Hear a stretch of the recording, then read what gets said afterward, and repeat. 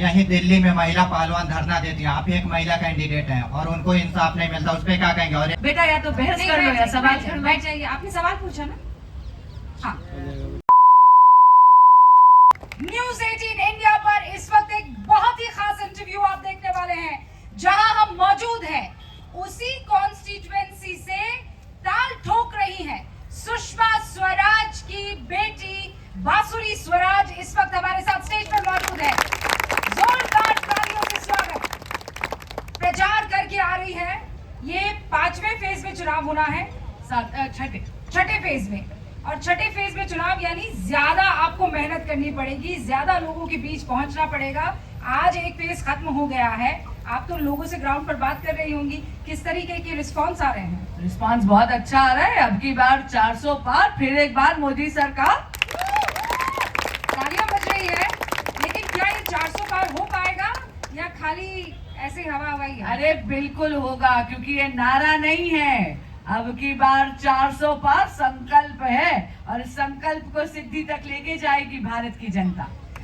बांसुरी जी, आपकी माँ इसी दिल्ली में मुख्यमंत्री रही, हालांकि उन्होंने लोकसभा का चुनाव नहीं लड़ा, बिल्कुल लड़ा, विदिशा गई। नहीं, दक्षिण दिल्ली से वो उन्होंने यहाँ से 3 चुनाव लड़े। और कैसा रहा था वो चुनाव? जी बहुत अच्छा, जीत के आई थी।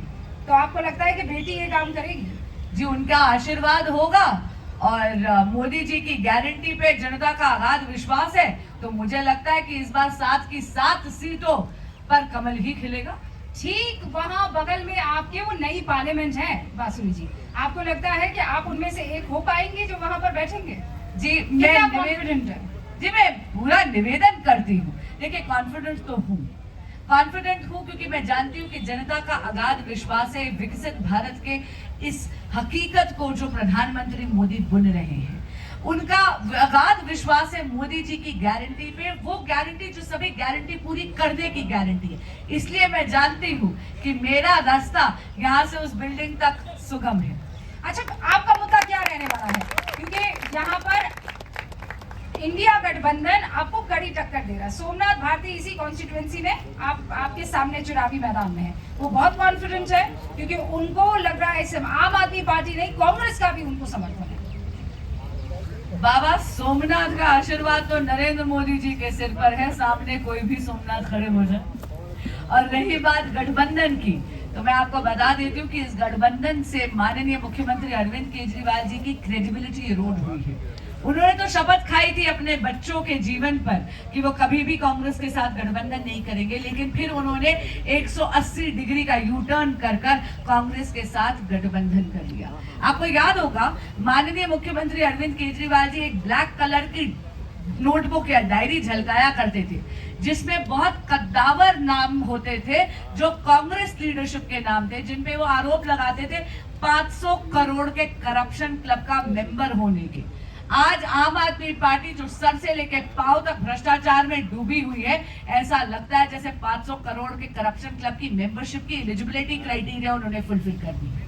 लेकिन बांसुरी जी, वो ये कह रहे हैं कि इसका सिंपैथी फैक्टर उनके साथ जुड़ेगा। आपने केजरीवाल को जेल में डाल दिया है इसलिए क्योंकि आप डर गए हैं। पहली बात, भारतीय जनता पार्टी ने माननीय मुख्यमंत्री अरविंद केजरीवाल को जेल में नहीं डाला है। जांच एजेंसियां अपना काम कर रही हैं। माननीय मुख्यमंत्री अरविंद केजरीवाल जी ने अपने अरेस्ट की परिस्थितियों को निर्माण स्वयं करा है। आपको याद होगा पहला जो उनको समन आया था वो नवंबर 2023 का आया था। 9 समन्स का निरादर कर माननीय मुख्यमंत्री अरविंद केजरीवाल जी ने जांच एजेंसियों को विवश कर दिया कि वो आकर उनको कस्टोडियल इंटेरोगेशन के लिए लेके जाए। दूसरी बात, हाल ही में दिल्ली हाई कोर्ट का एक ऑर्डर आया है जिसमें, और याद रखिएगा वो पिटीशन केजरीवाल जी ने फाइल करी थी, वो बेल की अर्जी नहीं थी, वो इसलिए फाइल करी गई थी कि वो ये जानना चाहते थे और कोर्ट से पूछ रहे थे मेरी अरेस्ट लीगल है या इलीगल, और कोर्ट ने कहा कि नहीं, आपकी अरेस्ट बिल्कुल लीगल है, क्योंकि शराब घोटाले में आपकी व्यक्तिगत तौर पर भूमिका रही है किकबैक लेने में, और ये इस देश की कचहरी का मानना है, इसमें भारतीय जनता पार्टी की कोई भी भूमिका नहीं है। आप तो वकील भी हैं और इस मामले में भी वकील हैं, इस मामले में मैं वकील नहीं हूँ। वो गलती से संजय सिंह जी की बेल ऑर्डर में ईडी में मेरा नाम गलती से डाला था। अगले दिन उन्होंने सुप्रीम कोर्ट में अर्जी लगा के करेक्ट भी कर दिया। अच्छा, तो ये गलतफहमी भी चली दूर हो गई। लेकिन अब सवाल ये है कि ईडी ये कह रही है कि अरविंद केजरीवाल खूब मीठा खा रहे हैं क्योंकि वो चाहते हैं कि वो बाहर आ जाए, उन्हें बेल मिल जाए। तो आपके माध्यम से मैं बस निवेदन करूंगी माननीय मुख्यमंत्री अरविंद केजरीवाल जी से कि जानबूझकर इस तरह अपनी सेहत के साथ खिलवाड़ मत करिए, अपना ख्याल रखिए। लेकिन सब ये कह रहे हैं और स्टार प्रचारकों में अरविंद केजरीवाल की पत्नी खुद है और वो ये कह रही है आपको जनता सबक सिखाएगी। देखिए, ये जो जनता है ना, ये बहुत समझदार है। ये जो पब्लिक है ये सब जानती है और खास करके दिल्ली की जनता बहुत समझदार है। आप देख लीजिएगा 4 जून को 7 की 7 सीटें भारतीय जनता पार्टी की झोली में दिल्ली की जनता डालेगी, क्योंकि दिल्ली की जनता केजरीवाल जी के भ्रष्टाचार से त्रस्त है। माननीय मुख्यमंत्री अरविंद केजरीवाल जी केवल अपने सत्ता के मुंह में मदमस्त हैं। आप कह रही हैं कि 7 की 7 सीटें आने वाली हैं, आप कह रही हैं कि 400 पार जाने वाले हैं, लेकिन विपक्ष ये कह रहा है 150 से 1 सीट ऊपर आपको नहीं मिलने वाली है। आप सिर्फ ओवर कॉन्फिडेंट हैं। ये पहली बार है जब माननीय सोनिया गांधी जी और माननीय राहुल गांधी जी कांग्रेस के लिए वोट ना कर आम आदमी पार्टी के लिए वोट करेंगे। उनकी भविष्यवाणियों पे कितना भरोसा है आपको। और हाँ, अजीब सी बात है ना कि विपक्ष जीतने की बात नहीं करता, बस ये कहता तुम्हारी 400 सीटें नहीं आएगी। मतलब आप कह रहे हैं कि आपने उनको अपनी पिच पर ला दिया है। 400 भले ही ना आए, लेकिन अब सोचने पर मजबूर कर दिया। 400 आएगा, मैंने कहा ना, नारा नहीं है, संकल्प है और संकल्प को सिद्धि तक लेकर जाएगी भारत की जनता। यहाँ पे जनता मौजूद है। आप में से कितनों को लगता है कि 400 पार जाएंगे? अब की बार 400 पार जाएगी नहीं जाएगी? जाएगी। कुछ सवाल है, आप जाएगी। पूछना चाहेंगे? मैं बांसुरी जी से वो सवाल लूंगी आपके बीच में आकर। कुछ सवाल क्विकली और छोटे सवाल रखिएगा ताकि जवाब जो है वो आपको तेजी से मिल सके। शुरुआत आपसे, नाम बताइए। मेरा नाम अभिनव है। बीजेपी हिंदू राष्ट्र और हिंदुत्व की बात करती है, ऐसा कौन सा काम है जो बीजेपी हिंदू राष्ट्र बनाए बिना नहीं कर पा रही है, जो हिंदू राष्ट्र बनने के बाद ही होगा? बहुत बढ़िया। अभिनव जी, बीजेपी राम राज्य की बात करती है और शायद आप भूल रहे हैं कि जब भव्य राम मंदिर का निर्माण करा था, वहीं से आवाहन कर दिया था यशस्वी प्रधानमंत्री मोदी जी ने, देव से देश की चेतना की और राम से राष्ट्र चेतना की बात करी थी। और ये भगवान राम की कृपा है, लेकिन राम के कृपा के साथ साथ वोट हम मोदी जी के काम पर मांग रहे हैं। ओके। मैम, यही दिल्ली में महिला पहलवान धरना देती हैं, आप एक महिला कैंडिडेट हैं और उनको इंसाफ नहीं मिलता, उस पर क्या कहेंगे? और एक और छोटा सा सवाल है। पहले ये सवाल, आपका नाम क्या है बेटा? शादाब अनीस। शादाब, जो ये मुद्दा था इसको बहुत संवेदनशीलता के साथ देखा गया है। अनुराग ठाकुर जी भी, बेटा या तो बहस कर लो या सवाल कर लो। बैठ जाइए, आपने सवाल पूछा ना? हाँ। माननीय अनुराग ठाकुर जी ने बार बार संवाद करा है और मैं आपको बता रही हूँ, बड़ी से बड़ी समस्या का भी समाधान संवाद से ही निकलता है। भारत की एक एक बेटी महत्वपूर्ण है और मोदी सरकार इसको पूरी संवेदनशीलता के साथ ही देख रही है। अच्छा, कुछ लोग यहाँ पीछे भी मौजूद हैं। आप प्रोग्राम देखने नहीं, क्योंकि यहाँ फर्स्ट टाइम वोटर्स बहुत तादाद में हैं। कोई सवाल जो पूछना चाहेंगे? नहीं, आप पूछ सकते हैं। मैम, मैं जस्ट ये जानना चाहता हूँ कि चूंकि आप सुषमा स्वराज जी की बेटी हैं, कहीं जो आप लोग वंशवाद की बात करते हैं, कहीं आप पर भी तो ये आरोप आगे नहीं रहेगा और आप पर उसका कितना प्रेशर है? मुझे बहुत खुशी है कि आपने ये सवाल पूछा और मुझे इसका जवाब देने का यहाँ पर मौका भी दिया। देखिए, ऐसा है, वंशवाद तब होता है जब आते ही, क्योंकि आप एक पर्टिकुलर परिवार से आते ही आप नंबर 1 के दावेदार बन जाते हैं।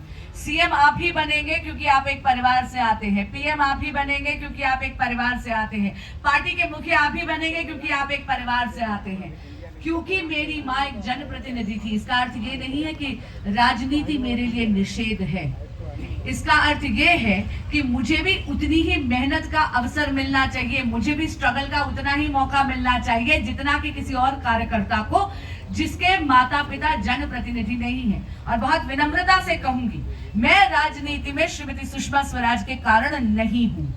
मेरा राजनीति में प्रवेश मां के चले जाने के 4 साल बाद हुआ है। मेरी संघ आयु 24 वर्ष है। मैंने तो अपने राजनीतिक जीवन का प्रारंभ एबीवीपी के कार्यकर्ता के रूप में करा था।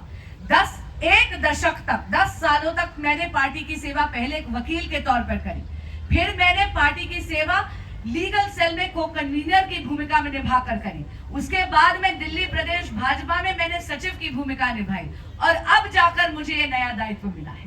अच्छा, बहुत सारे सवाल यहाँ जनता और दर्शकों के बीच से लिए हैं, लेकिन बांसुरी जी मुझे एक वो मुद्दा बता दीजिए जो आपको जिता देगा और डर जो आपको है कि ये हो गया तो नहीं हो पाएगा। डर तो कोई भी नहीं है, निर्भीक हूँ और पूरी मेहनत कर रही हूँ और मैं जानती हूँ कि परिणाम मेरे ईश्वर के हाथ है। और लेकिन हाँ, रही बात जो आप मुद्दा कह रही हैं, तो देखिए एक बहुत ही अहम मुद्दा है जो यदि सेवा का मौका मिला तो उसके लिए पुरजोर मैं अपनी आवाज ऊंची कर बात करूंगी और उसके लिए सारे प्रयत्न करूंगी। और वो है कि कई ऐसी जन कल्याणकारी योजनाएं हैं मोदी जी द्वारा जिनको द्वेष की राजनीति के कारण माननीय मुख्यमंत्री अरविंद केजरीवाल जी ने दिल्ली में लागू नहीं होने दिया है। जैसे कि आयुष्मान भारत, 5 लाख रुपए का मुफ्त कवर मिलता है बेनिफिशियरी को, लेकिन माननीय मुख्यमंत्री अरविंद केजरीवाल जी ने अपने राजनीतिक स्वार्थ और द्वेष की राजनीति में दिल्ली की जनता को वंचित रखा है। तो बांसुरी जी, आप ये कह रही हैं कि आप पूरी तरह से तैयार हैं। All the best to you. जोरदार तालियों से एक बार फिर से यहाँ पर बांसुरी जी का इस्तकबाल कीजिए। लेकिन आप अब मैदान में उतर गई हैं और टक्कर कड़ी है, सब कुछ फाइनल हो जाएगा 4 जून को। तो ये थी हमारे साथ बांसुरी स्वराज जो कि नई दिल्ली कॉन्स्टिट्यूएंसी से अपनी किस्मत भारतीय जनता पार्टी की सीट से, टिकट से, सिंबल से आजमा रही है। देखते रहिए न्यूज़ 18 इंडिया।